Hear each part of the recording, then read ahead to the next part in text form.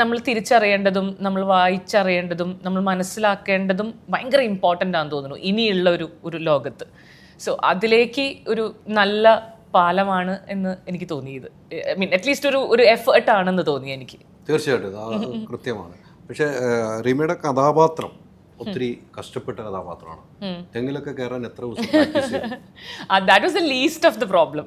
അതെനിക്ക് ഏറ്റവും ഇഷ്ടമുള്ള കാര്യമാണ് ഈ സിനിമയിലത്തെ. എനിക്ക് അത്യാവശ്യം നല്ല മരം കയറിയാണ്, ഒബ്വിയസ്ലി നിങ്ങൾക്ക് അത് ഊഹിക്കാവുന്നതാണെന്ന് തോന്നുന്നു. പക്ഷെ തെങ്ങ് കയറിയിട്ടില്ലായിരുന്നു ഇതുവരെ. അപ്പം ഞാൻ നോക്കുമ്പോൾ ഓക്കെ ഇത് കൊള്ളാം,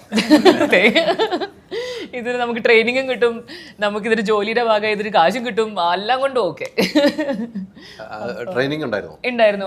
അവിടെ തെങ്ങ് കയറാൻ വരുന്നൊരു ചേട്ടൻ വന്നിരുന്നു. നമുക്ക് 2-3 ദിവസം ട്രെയിൻ ചെയ്തിരുന്നു. അതിൻ്റെ ഒരു താളം എന്താണെന്നും ഒക്കെ പറഞ്ഞു തന്ന്. പിന്നെ ഹാർനസ് ഉണ്ടായിരുന്നു കേട്ടോ. പക്ഷെ നമുക്ക് അതിൻ്റെ ഒരു താളം കിട്ടണം. നമുക്കത് നാച്ചുറലായിട്ട് എല്ലാ ദിവസം അവളുടെ ജോലിയുടെ ഭാഗമായിട്ട് ഇവളിത് ചെയ്യുന്നതാണെന്ന് നമുക്ക് തോന്നണം.